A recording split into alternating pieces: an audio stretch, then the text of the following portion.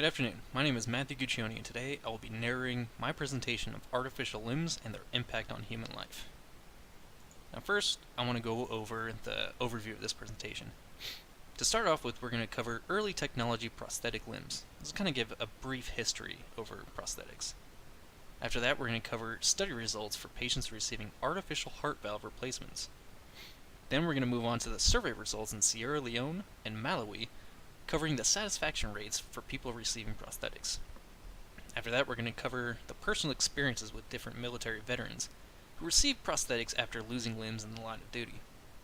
After that, we're going to go over upcoming technology and advancements in the field of robotic hands and limbs. So the presentation goal is that I want to provide people with an insight over the use of technology of artificial limbs, and kind of cover how we advance in this technology and what kind of improvements we can hope to see for people's lives. At the beginning of each section, you will see an in-text citation for the article reference. At the very end of this presentation, you can see a full list of references. Now, Section 1, Early Technology for Prosthetic Limbs. Now, as I said before, in this section we're going to be going over the history of limb replacements, covering different points of time starting from the Dark Ages up to the 19th century. Starting with the Dark Ages from years 476 to 1000. Then we'll move on to the Renaissance period of 1400 to 1800. Then we'll go into the 18th and 19th century advancements. Now, during this topic, we're going to be referring the work of Kay Norton in her article, A Brief History of Prosthetics. So starting with the Dark Ages, this was a very crude time for prosthetic limbs. These didn't really give any functionality outside of just a very basic purpose. One of the things that Norton mentions was that these limbs were kind of like hand hooks or peg legs, something very, very simple. They were mainly created to allow someone to perform a specific task like riding a horse, holding a weapon, basic movement. Imagine you've got a knight who loses an arm. He just needs something to hold his shield still. So he'd go to his armor smith and say, hey, just strap some metal onto this nub that I have, just so I can keep my shield up and I don't die. It was simple things like this that was more, I need this to just perform a task. It wasn't to make his life better. And given that kind of functionality, usually the people that made these prosthetics were armorers, watchmakers, just general craftsmen that you would normally find. So they weren't super complex. And it would make sense. An armorer would already have all the materials he needs, so he can just pretty much make the armor of a suit and just attach it to them. Now, moving on to the Renaissance, this was a period of time that was known for huge strides in science, technology, and art. And this also provided us with some key improvements that were mentioned during Norton's work. Starting out with 1508, Gods received iron hands that could be adjusted via mechanical controls at different positions. Imagine a bunch of levers and knobs on the outside of the prosthetic hand that you could adjust to move the finger position or the wrist position. This kind of gave it more control over your prosthetic hand. In 1512, people made observations of prosthetic limbs in Asia that were able to perform different tasks such as being able to sign their name, open doors, and just general things like that. While it doesn't give any specific examples of what the technology was, just the fact that people saw actual everyday uses for prosthetic limbs was a huge step up. Then, going in 1696, we see a new non-locking below-knee prosthetic. Now, what this does is it creates a more realistic imitation of ankle movement. It gives more of like that ankle roll of as you're stepping, your ankle moves and positions up. Just kind of gives a more fluid walking motion. And it ended up being the framework for many future designs. So now, 18th and 19th century improvements. This kind of builds on what the Renaissance era started. And we're going to go in first at 1843. So here we developed a method of amputation, and while this isn't an actual prosthetic technology itself, it also falls into the same category. So this method of amputation could be done at ankle level. This allowed for a simple foot replacement instead of having to use that more complicated foot-thigh combination that we just covered. In 1846, we have improved prosthetic legs that had two different, improvements to it. A smoother external appearance to look a little bit more natural, and then an improved internal component system that gave the leg a more natural stride to it, made everything kind of work smoother. Now moving into 1912, we have the first aluminum prosthetic. This kind of gave a more durable and lighter alternative to the clunky, heavy prosthetics of the past.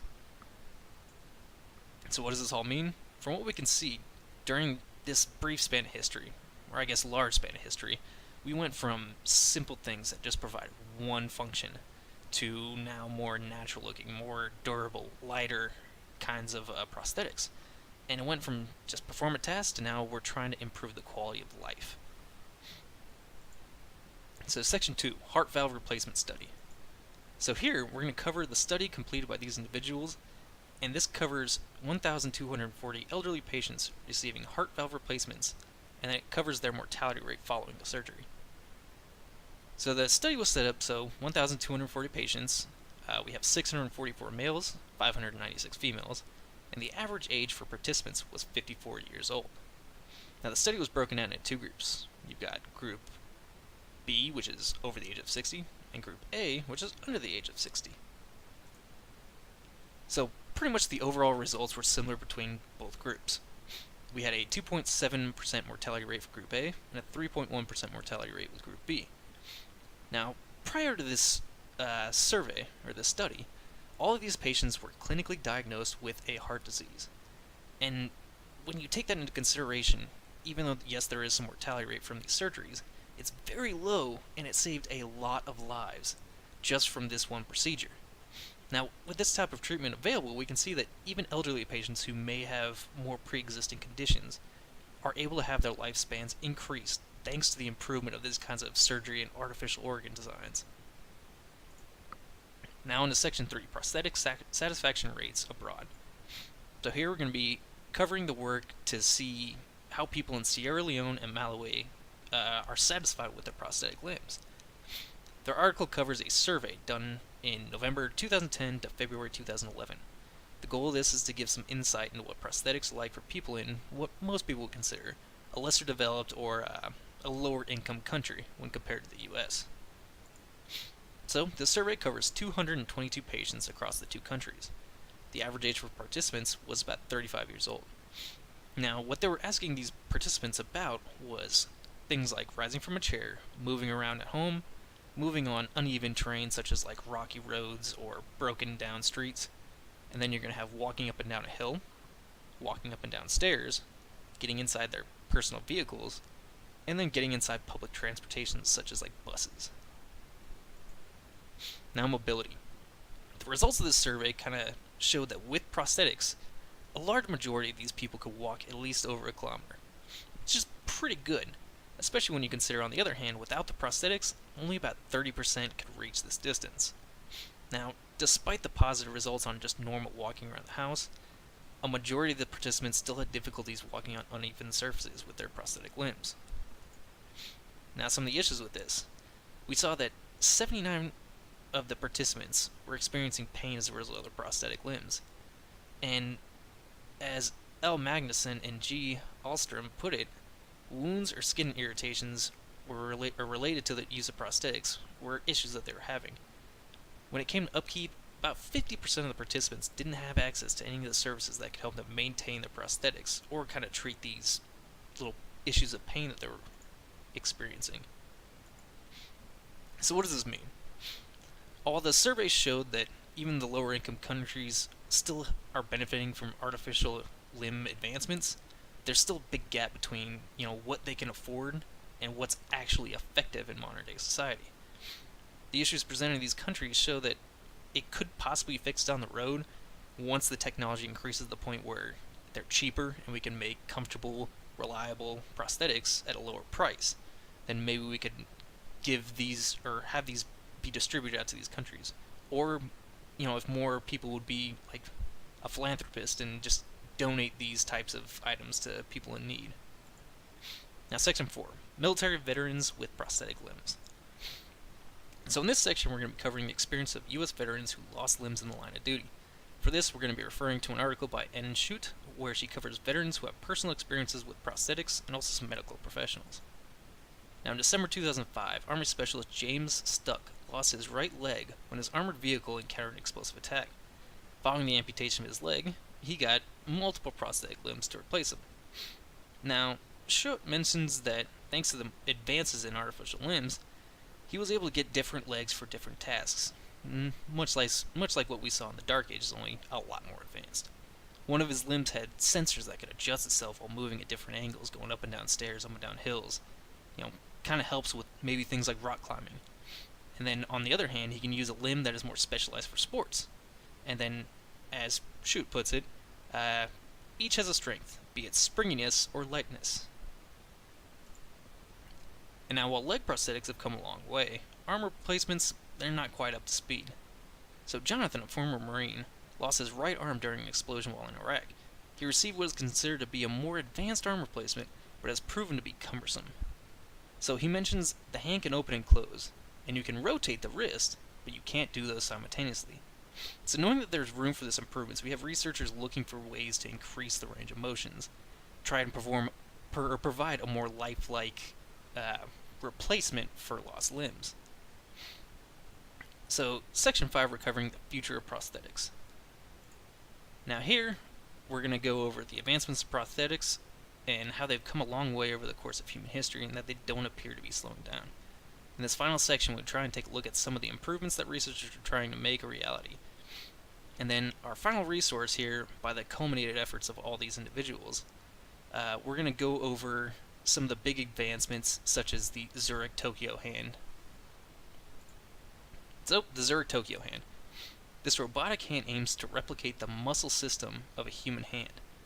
Now, what we're trying to do here is have individual fingers that can bend and move independently. They can sense the angle that they're at, that they can position themselves differently, and that they can feel pressure when touching objects.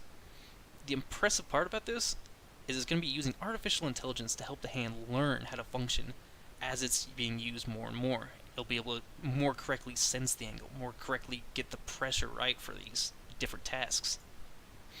Now, going with this, they're also looking for that very kind of responsive touch sensation. Well, before it could kind of sense pressure, they want to make it more. We've seen some artificial limbs that have been able to be controlled via our nerve signals from our body. Now researchers are looking to go the opposite way. They want to be able to use those pressure sensors like the Zurich Tokyo hand and be able to send that back into an electronic signal going to the body, so that way the nerve endings at the end of the limb can get that sense of touch, feel. So, one of the examples was Dennis Sorensen, who received one of these prosthetic limbs. As one of our authors of this article put, he was able to distinguish between objects of varying shapes and stiffness, even while being unable to see what he was doing. These are huge improvements over the past kinds of technology. So, final thoughts. Over this presentation, we have covered the development of prosthetics from early times all the way up to future technology. We have also taken a look at the success rates and satisfaction rates for people who have received these limbs. The concept of these artificial limbs started as a means to an end. As we mentioned, it's just something that simply allows someone to do a basic function. But with the combined efforts of researchers continuing to make a push for advancement, we're starting to get to a new goal. We want to be able to replace limbs that can function as if they were the original, to provide that tactile feedback, provide that range of motion. And now, as I said at the very beginning, here is a full list of all the references used for this article. So if you like, please pause the video and you can just simply go to any of these articles, either via the UMUC Library, Google Scholar, whatever you want to do, or the actual retrieve from links. Thank you again. I am Matthew Guccione, and this was my presentation.